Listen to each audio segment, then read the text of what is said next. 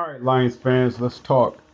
It's been a minute since I did a video for the Lions, and well, anyway, we're back with this one. So I'm going to talk about the direction of the team, where it's going, and if I'm going to be a part of it, the excitement and all that. And the fans doesn't need me, regardless if I were a part of it or not. But I would say this though: the direction where this team is going, and I want to say it goes back to one statement. Never mind this current regime. Never mind starting from this current regime starts from the new owner on down. Never mind this current regime. The previous regime up under Martha Ford and Bob Quinn on down, right? There was a statement made which actually solidifies the direction where this team is going. The statement was 9-7 is not good enough. 9-7 is not good enough was made. There was a statement made by Bob Quinn. Without that statement, there's no reason for this team to be above 9-7 or to be above 8-8 for that matter. All the way up to that point, him making that statement, I don't think it ever was said by somebody up top. I don't think it was ever declared by somebody at top. Now the fan may say, like, well, that doesn't mean anything because they didn't win over 9-7, or they didn't surpass the coach that was winning 9-7. Well, what Bob Quinn was addressing was the whole foundation, how the team organization is ran was 9-7 esque, which means you're going to be in the middle of the pack or below it. And I guess you could say that's average or below average. You're going to be at that place. But to be great, or to be good, to be great, or to be great itself, to be dominant, that was not going to be done upon that landscape or that foundation of 9-7. If you look at how the teams were built, okay, let's say for example, 91, you have one Pro Bowl, All Pro, Hall of Famer in Barry Sanders in 91. So they went as high as Barry Sanders. They went as high as he went. So they got within one game of going to the Super Bowl. Since that point on, who is a Hall of Famer? Who is an All Pro Hall of Famer? You could say Barry Sanders is like either in the top 10, or maybe you could say top 5 of his position group. Outside of that, since Barry Sanders, what have you had in his organization that can say they're in the top 10 of their position group? Top 10 of all time. You what you have? Calvin Johnson? Probably the best you had. Right? And why am I bringing it up? The point of bringing it up is it's all based upon 8-8, 9-7 foundation. How they ran it as an organization, they ran it as that's good enough because it keeps people in the seats, which means it makes the organization money. It's not about wins and losses when you're making money. When money is the front runner, it's not about wins and losses. When it becomes about wins and losses, money triples. but anyway, okay, all right. So what the Lions doing with this direction of this team now, I made a video saying that they need to do a rebuild, and the rebuilding starts with the owner on down. That means the owner has to take this team as her baby. In other words, protecting it from the league, how they set the rules to I guess to oppose the Lions, or to, I don't want to call it disrespect, but okay, but definitely depreciate the Lions and whatever, to minimize or whatever, how you want to do it. They find a way to make the Lions as the example, the guinea pig or the black sheep, whatever that you want to call it. So the ownership will have to take account over that. That means winning becomes a priority versus money. So now You can say all the moves that they made. They say, all the moves that they made now? What does that have to do with the 9-7 statement by Bob Quinn? Bob Quinn made that statement. He made a declaration over this franchise. 9-7 is not good enough. Everything all the way up to that point was a result of 9-7. Okay, somebody say how I'll break it down. Okay, let's say we start from Barry Sanders 91 season on down. From that point on, from Barry Sanders 91 to 99, I think is when he retired. 99 is when Matt Millen took over, right? Matt Millen took over 91, 99. Then he had his reign, and then after he fell apart, they let him go. Mayhew took over. He brought in more 9-7, right? More 8, 9-7. Okay, so of course he brought in Carwell. So the new regime takes over. The new regime takes over, and it let go of the old regime, which is what 9-7.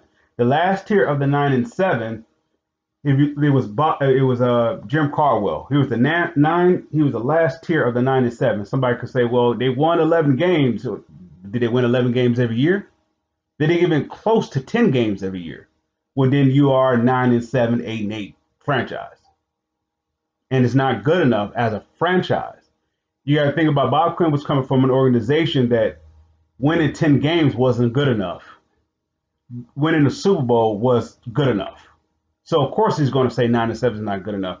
The fans here will say that's good enough, but you're average. So he's saying to the fans, an average year is not good enough, even if you make it to the playoffs. So he said, let's remove all that foundation out the way. So from Barry Sanders 91 all the way up to 99, that was the closest they got to a Super Bowl. Barry Sanders was the closest thing they got to Super Bowl from 91. No, not yeah. From 91 to no. Barry came in 89. 91 is when it got there. 91 to 99 was that window of getting back there, of getting to the Super Bowl. And so by the time 99 came in, that's when Millen, I believe, took over. Barry Sanders retired. Millen took over, and I don't know, I think he had maybe 5 to 8 years. I don't know how long his tenure was here. But you got to think about, look at that time frame from 91 to the end, to the beginning of Bob Quinn. Oh, no, what? Not Bob Quinn. To the beginning when he fired Jim Caldwell, we made that statement: 9-7 is not good enough. From 91 to the point where he makes that statement, 9-7 is not good enough. That's when, of course, he fired Jim Caldwell. Jim Caldwell.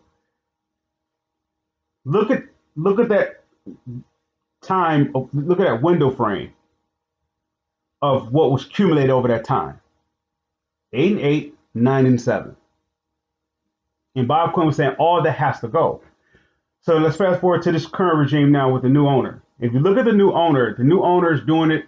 They would say she would do it a little differently, little minor tweaking than how her father or how her mother is doing it, but it's going in a totally different direction. That's what the average fan is saying, or the media, or whatever, is saying. It's totally different. I get that, but it's based off the 9-7. It's not good enough. If Bob Quinn and Matt Patricia didn't get here, they would still be stuck in 9-7. They would still be stuck in that way. From the moment that Bob Quinn took over, he changed the whole landscape of how they do things. He gave it a royal statement versus pretending to be royalty. Somebody said, well, Patricia was arrogant and everything else. But Patricia had, he had some maturity doing, some growing up to do. So that stopped his growth. But at the same time, he established like this foundation. If you're going to play on my team, you got to do it this way. Was he the best coach? Maybe not in terms of communication and so forth. No. Well, that's the point that I'm making. If you have to communicate in a 9-7 translation or 8-8 translation, how can you get to the Super Bowl? All that 9 and 7, if you look at it, is moved. It's going out the way. All the 9 and 7 is gone. After that one statement, all the 9 and 7 from going all the way back to Millen. No, forgive me, going back to retirement of Barry Sanders. That's 99. I guess you said that's the start of Millen. The year that Millen came in was the year Barry Sanders retired, I believe. All that going all the way back to that point is basically removed. Even the owner on down. Everything is pretty much taken down. Now, why I'm saying that is that look what they have to build off of now. Off of that one statement. Look at the foundation Quinn gave them. Now the Lions is talking about now the fans is talking about finishing the deal. Okay. Starting with the offensive line. Who built that offensive line? Bob Quinn. But yeah, let's back up. First off, with the financial specialists and everything else. Start with that guy. Who brought that in there? From my understanding, I believe Bob Quinn brought that in there.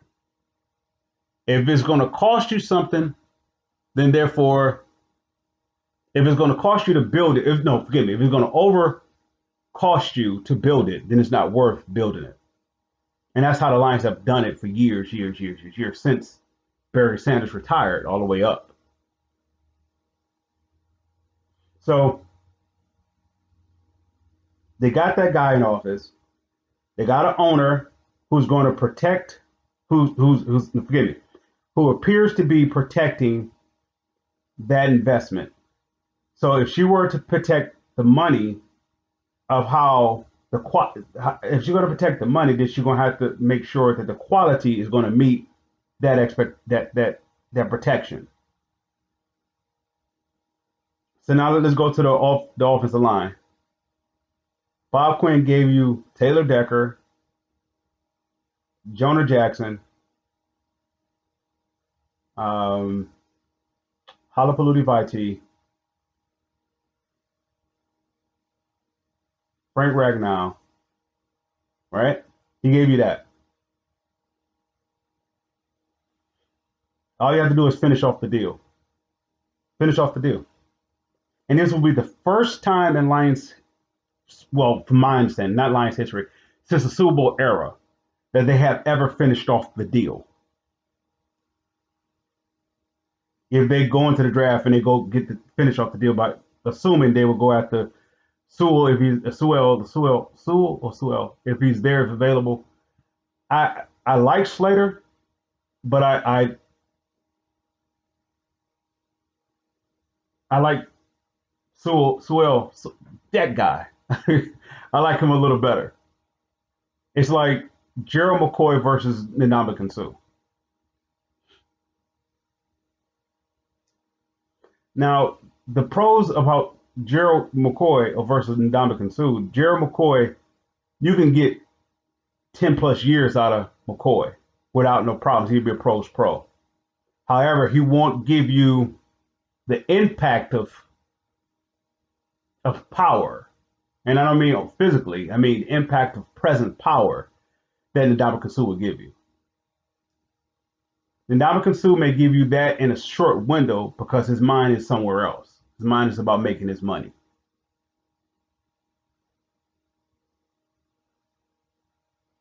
So that's tough. With Slater, I can get 2 for 1 out of the pick. I don't know if Sewell is that same, but that he could play 2 positions, possibly 3.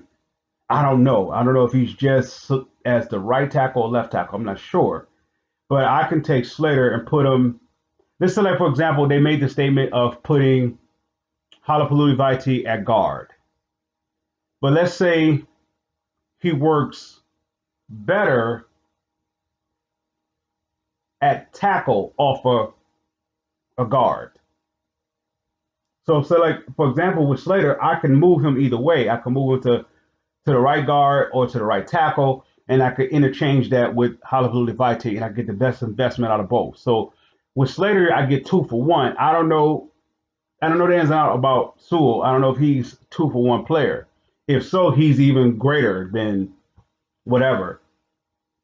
Than I imagine. Then I definitely go by all means go after him. And the point of me bringing him up is that if the Lions fans are basically, I don't know who they're following at this mantra, but I made the statement with that 7th pick. This is way before the whole getting the right tackle was all whatever. This is before they even made the decision to move Halapoulivaati Vitae to guard. I said take the 7th pick, send it to Indianapolis. This is before the Stafford trade. I said send the 7th pick to to uh, to Indianapolis and go after Quentin Nelson. And if you can, go after an elite guard.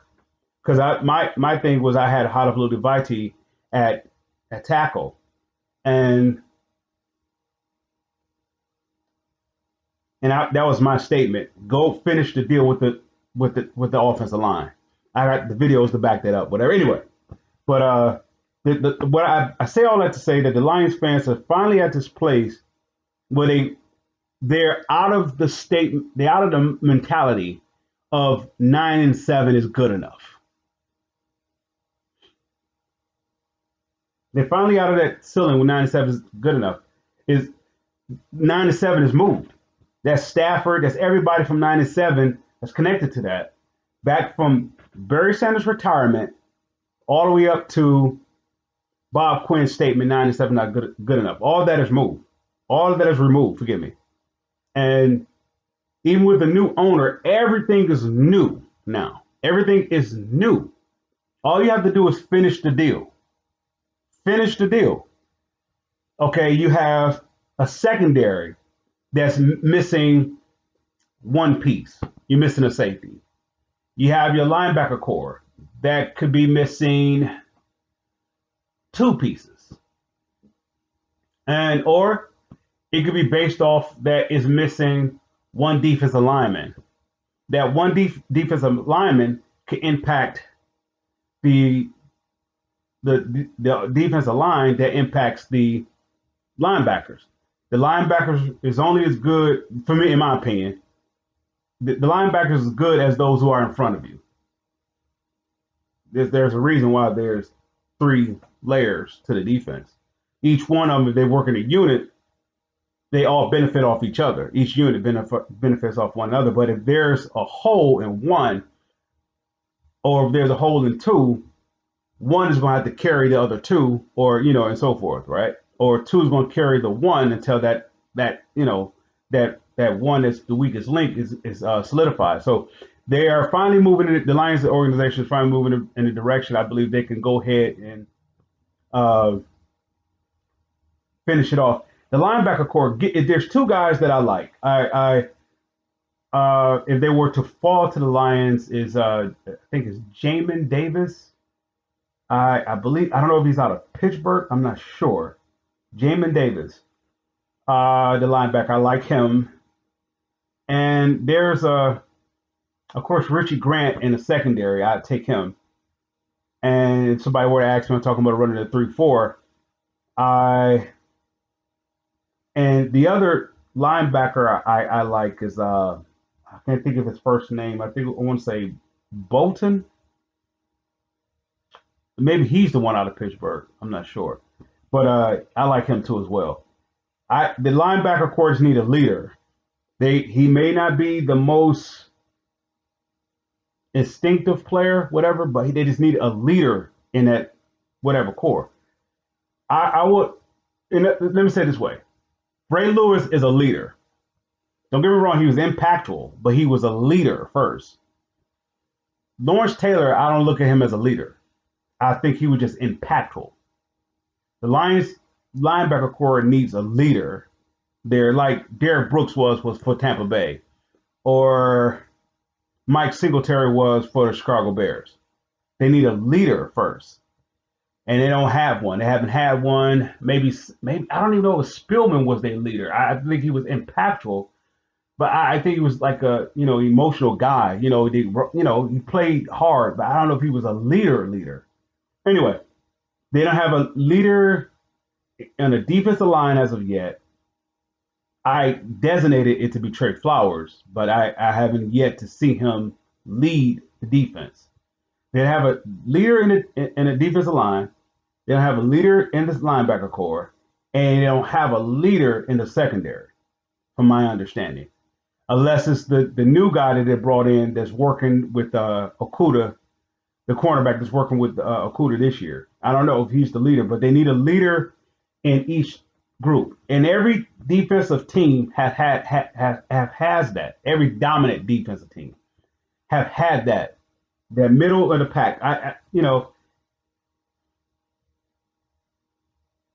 Hmm, I think it was Richard Dent, Michael Singletary, and I can't think of the. I'm drawing a blank who the Chicago Bears second guy was, but of course, if you were to go to Tampa Bay, I would say, of course, you have Warren Sapp, Derek Brooks, John Lynch.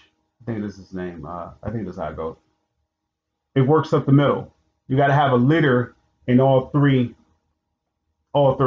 But you need the main leader on the defense is in your linebacker core. If the linebacker core, in my opinion, if your linebacker core is no good, and no, if you don't have a leader in your linebacker core, I don't think your defensive line can be as good. They will have to be impactful. That means dominant. Now you're talking about Reggie White with Bruce Smith or somebody like that, and y'all just wrecking havoc, But anyway, I'm rambling. But going back to my point, the 9-7 statement was the icebreaker or was the foundation breaker to this team going forward. So the success of this team goes back to Bob Quinn, and not just a statement. If you look at his impact on this team, a general manager does this, and somebody take this, you can take it. A general manager has to do this, in my opinion, to be successful. You have to win in three areas: the past, the present, and the future. That means you have to be able to see all three at once. You got to close out the past, be in the present, and prepare for the future. If you're going to be a great general manager, I look at how Bill Walsh orchestrated this, San Francisco. Of course, he wasn't, I don't know if he was considered the general manager, but he pretty much put that team together. He has to be able to see all three. So he had on his offense, he had, of course, he created the West Coast, and we have Freddie Solomon, and I believe he had someone else there. Uh, uh, I'm drawing a blank. The tight end, I can't think of his name. Freddie Solomon and Frank something. I can't think of his name. The one called Dwight Clark. Forgive me. He had Dwight Clark and Freddie Solomon. That's the past. But to exist in the present, you have to be able to see in the future. So he makes a bold move and he goes after Jerry Rice. Jerry Rice was at I think Mississippi Valley State, and which is a Division II school, and he traded up. Traded up to get him. So he had to pass with Freddie Solomon and Frank Clark. Dwight Clark for me. Dwight Clark. And you had Joe Montana, but you had to close that out, bringing in something new. Even though they got to the Super Bowl in '81 with it, but they didn't get back to the Super Bowl till '84. Well, they didn't win it till '84. They won in '81, but they didn't get back. They didn't win it till '84. So by '84, Jerry Rice is finna get ready to come in. '84, '85, figure ready to come in. And if you notice, that's when the new took over, the new way. He built off the old, but he brought in the new way. It's where he started building off the Roger Craigs and the Ronnie Lotts and I want to say Romanowski, Jesse Stapolo. I'm drawing a blank with the offensive line.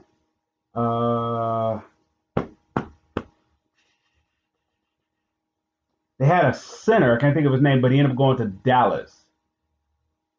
Charles Haley. That's not the center, but that's the defensive lineman. They had Charles Haley, and he started building off that, and that was for the present. But he also had to see in the future, where of course you get your John Taylors and your Brent Jones and your not Roger Craig, but I'm drawing a blank. Anyway, and so on. But you got to be in three places at once. You got to be close out your past, be in the present, and prepare for the future. Once he got to that future end, it was time for him to check out. He didn't have any more in him, so he left, and I think that's what he went to Stanford, and then of course he eventually retired. But what the Lions is what Bob Quinn did, what Bob Quinn did was that he closed out the past, which was the 9-7, all the way from Millen era all the way up to the Jim Caldwell. He closed all that out. Closed it out. That's 9-7. He closed out the past, and he was in the present, which means that he built a foundation to build off of. That's from the cap management or the capologist or whatever how you want to call the guy that does the finances. From that point on, they changed the jersey. They changed the landscape of the old traditional 9-7. He getting rid of all the 9-7.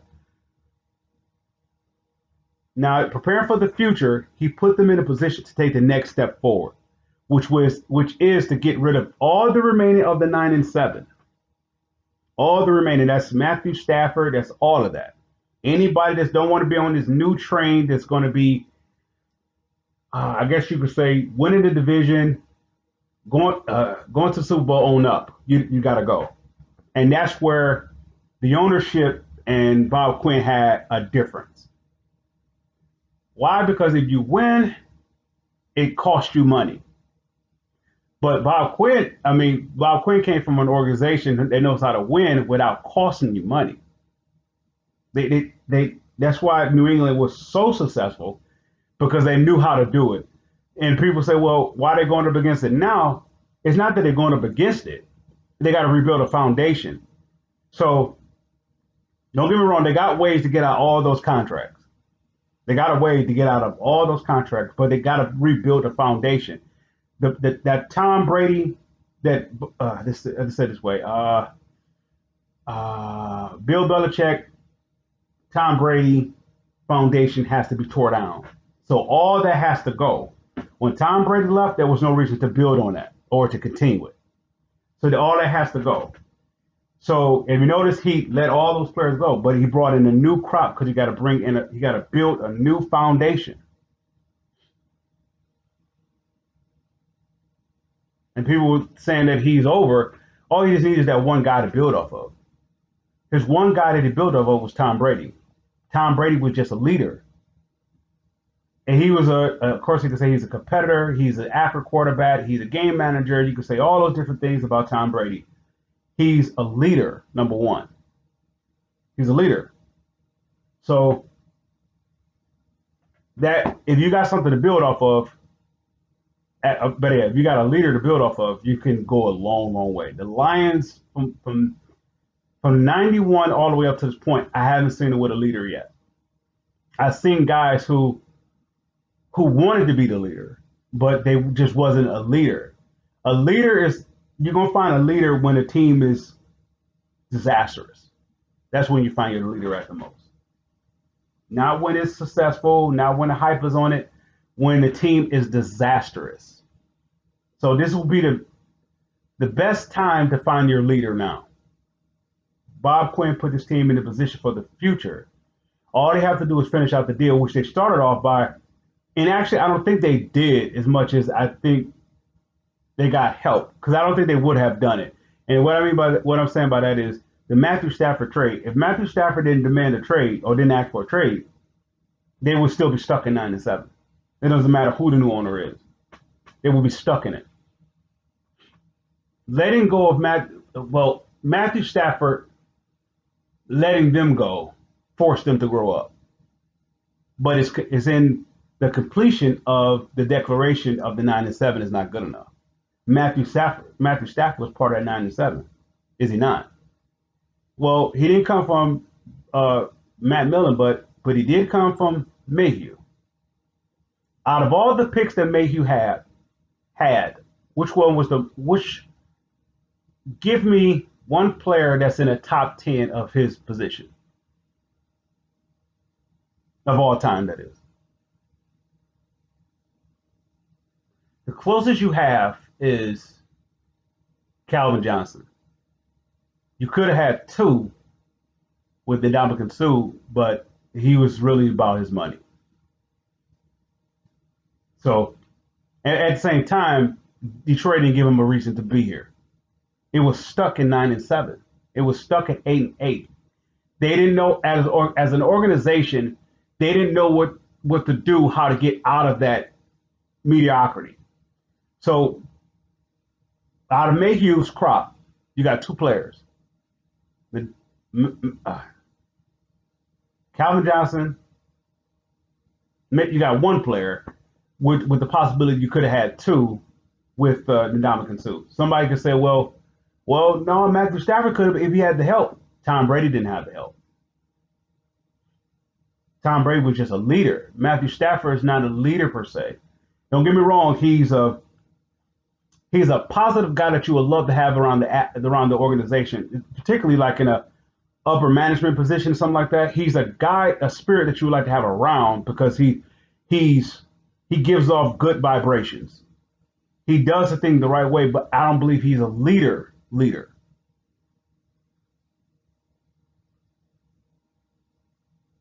A leader, like out of a team that is disastrous, it's nothing you can do about them to keep them down. They just not down in mood swings or emotions, but down in terms of impact on the field, and that becomes contagious. And I make this close to home for the Detroiters. You don't win 3 titles in the Pistons organization without two players. Potentially, you could have four titles. But you don't win 3 titles without 2 players. Isaiah Thomas, Ben Wallace. Those two, you got both of those 2 players when the franchise was at its very worst. Very worst. But you couldn't keep what was inside of them down. They're fighters. That fighter is leadership.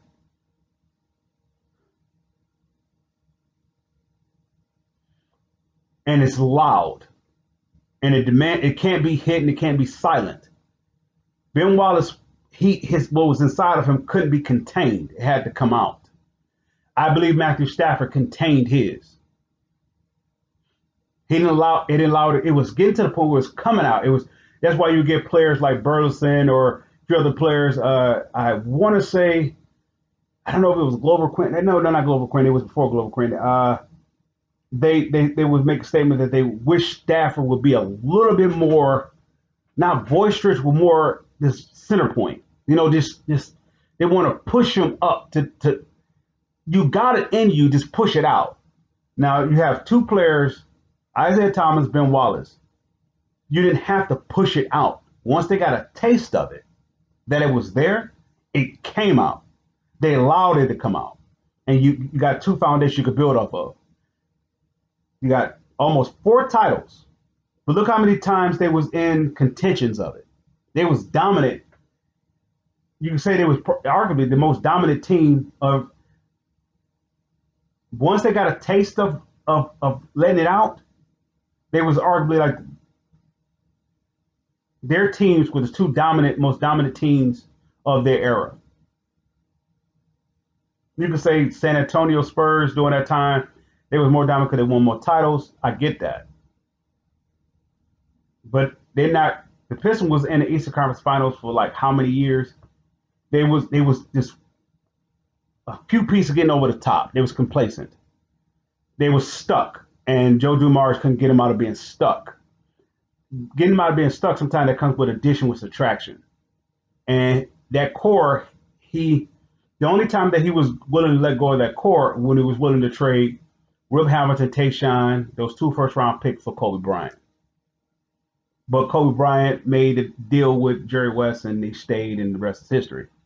So, but Kobe Bryant with Rasheed Wallace and Ben Wallace, that would probably been far more impactful than him being with Shaquille O'Neal.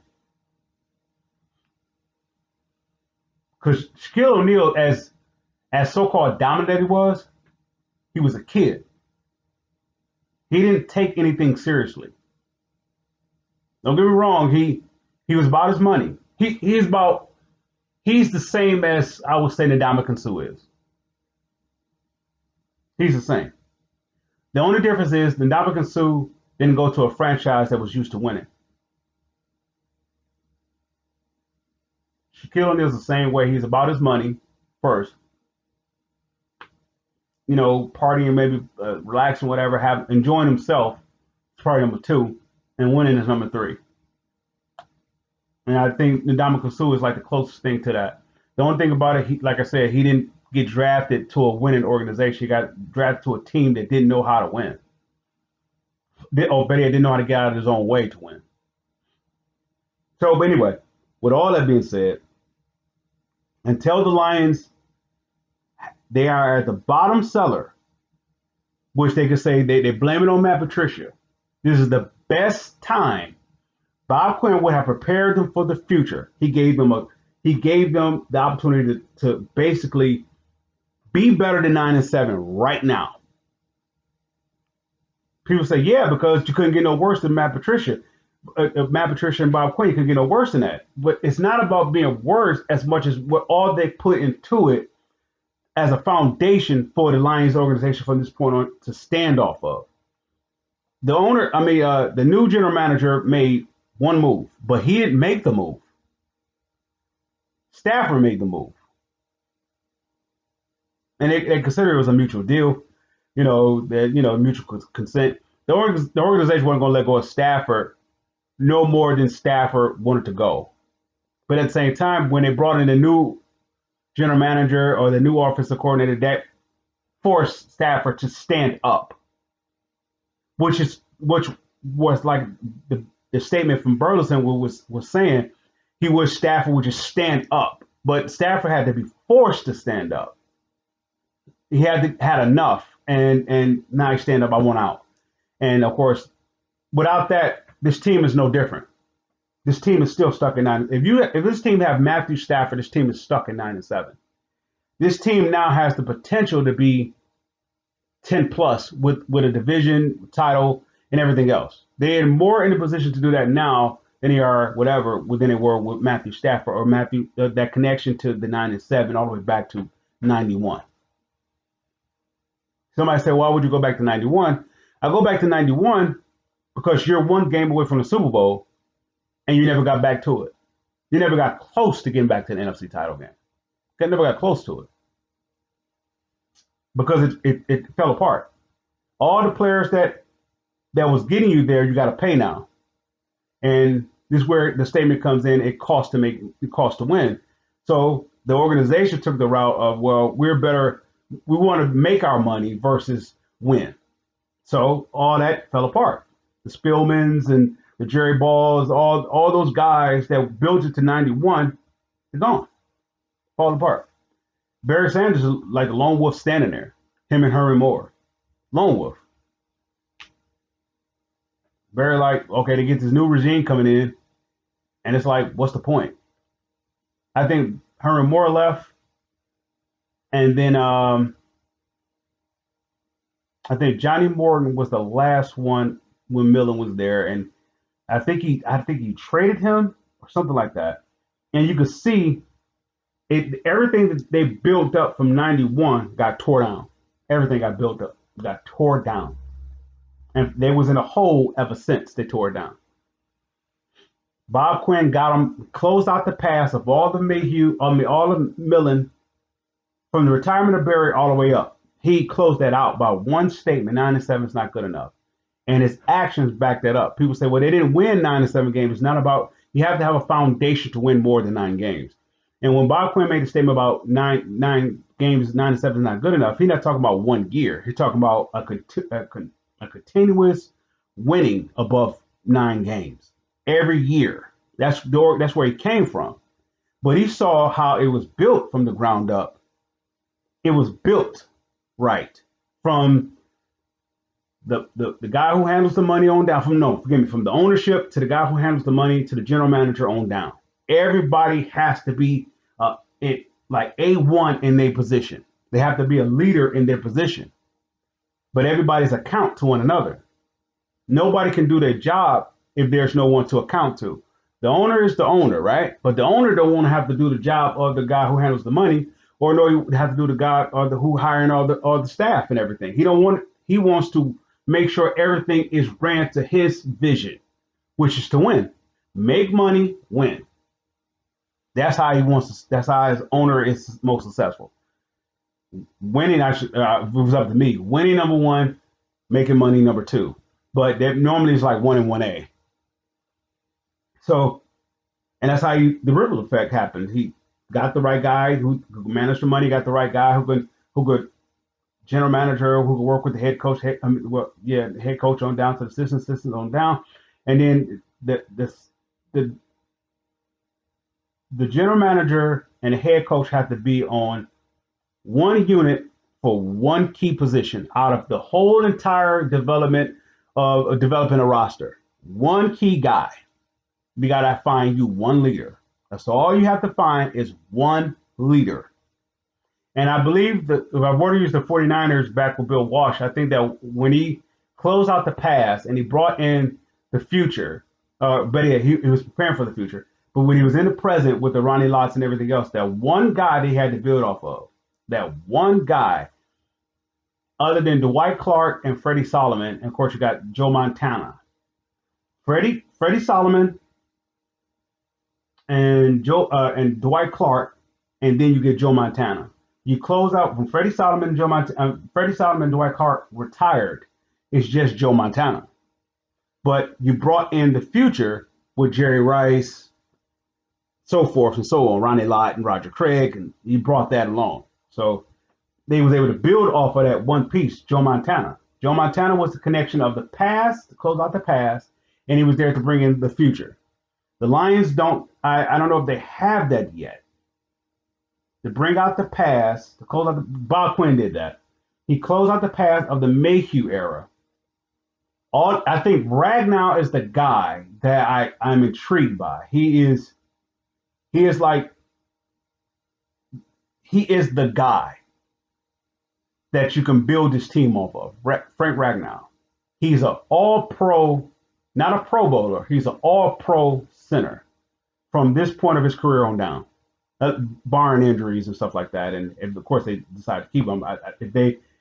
If they want to win, they will pay him. If they want to not go back to the old ways of 9-7, they're not going to pay him.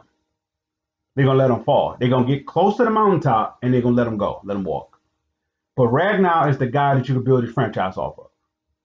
He is the guy. And because he plays, even though he's not getting his money yet, because I believe he's on rookie salary still. And he's playing at an all-pro level, not Pro Bowl level, all-pro level. That's your guy. You don't have another guy that's playing all-pro on a rookie contract. You don't have nobody else. He's your guy that you build your team off of, Frank Ragnow. So you go into this draft and you go get the best lineman that complements him. That's if they want to go past 9-7. If they want to go back to if the ownership, the new owner, is going to turn the page. That's why when all the fans was talking about, well, they're doing something different. They're not doing anything different until they close out the deal. Your defensive line, your offensive line is at the point of being good to great to dominance. The best lineman in this draft is, in my opinion, is Sewell's. Penei Sewell. You go get him. You get him. He more than any other position, you get him first. Somebody said we need linebackers. You need to protect your best asset on this team. Who is the all pro on your team? Who is the all pro? Give me an all pro on your on this team. All pro, not pro bowler. All pro. You're talking about he is among all the league.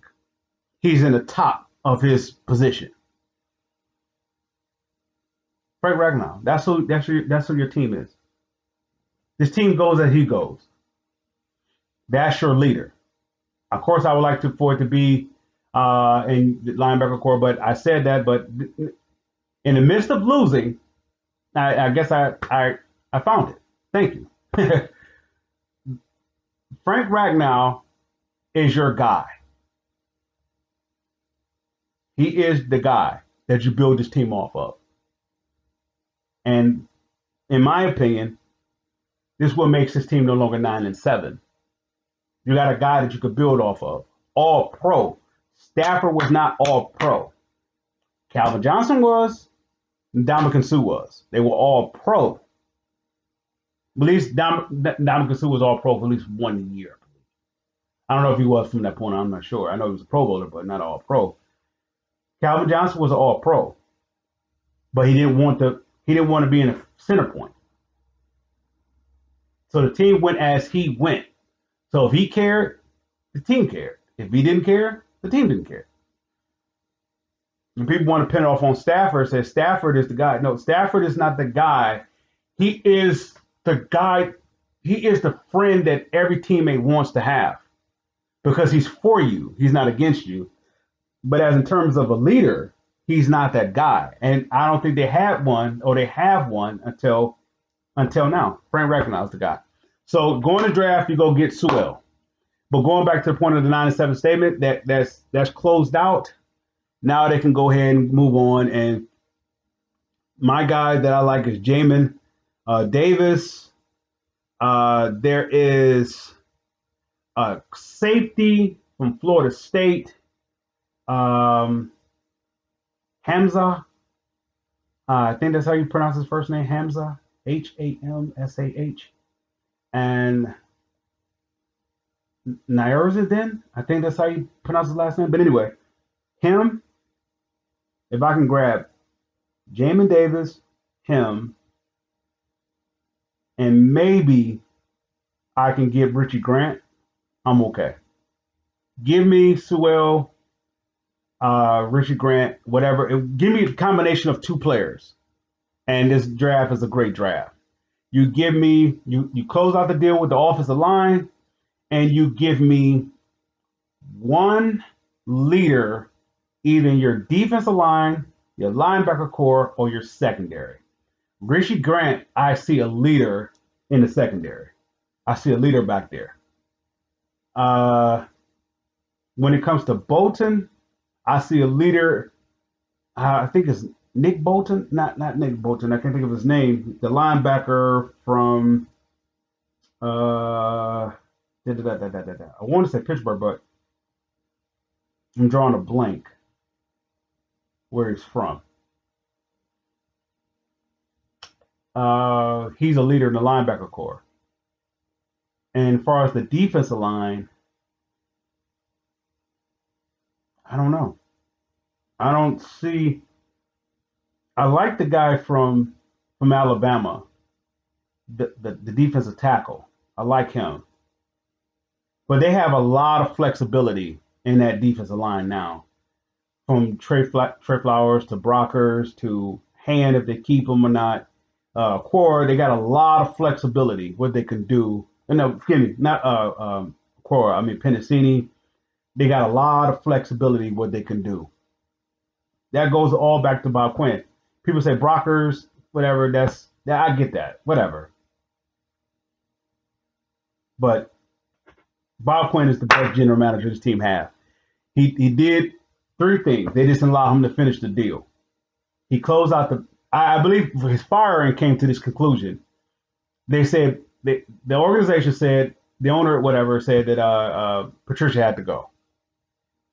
And Bob Quinn, I believe, said, "Well, I brought him here, so it's only right for me to go." I don't believe it was like, "Bob Quinn, you have to go," because I believe Bob Quinn was taking him to the next direction, and I believe it was a mutual deal in that regard. Bob Quinn was like, "It's probably best for me to go because I brought this guy in here, and I don't want to whatever."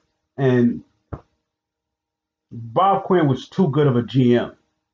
People talking about the players that he missed. It's not much of the players that you miss as much as the atmosphere, and that's where I believe what cost him his resignation is that his guy that he brought in couldn't evolve. And that's why I made the statement that Dan Campbell is like the next step of Matt Patricia. He's he's the mature version of Matt Patricia. He's doing everything that Matt Patricia is doing. Everything. Dan Campbell is doing everything that Matt Patricia is doing. He just doing it on the other side of the coin. We would say that's the mature version, the mature side or maturity aspect of it. Talking about kneecaps, that's no different than him saying to Slade, get off that guy's stuff. It's the same talk. He just doing it in a very, let's see, how can I say it? It's thought out. His things is more thought out than Patricia. Patricia just said how he felt, and it came from a core of hurt. So therefore, it's going to be very abusive. And for the organization to say like we want to get rid of all that from that era or that regime is nonsense. It's hypocritical because you're still not removing. You still didn't say anything about the removal, about all the losing that this fan base has to endure. So you're putting all the blame on Bob Quinn and Matt Patricia. They was losing. This team it was in shambles up all the way up to the this team no. They said the team was in shambles with that current regime, but the team was in shambles ever since Barry Sanders retired. And if you want to say even before then, because you arguably got the top 5, if not the top 10 greatest running back of all time, right? And you couldn't get him any help. Any help? As good as nobody want to play with Barry Sanders. No other free agents. Nobody want to come to Detroit because how the organization was ran. It was ran 8-8. And so when Bob Quinn makes the statement 9-7 is not good enough, the fans goes into uproar. But he actually put this team in a position to go forward. With that being said, Lions fans, a salute.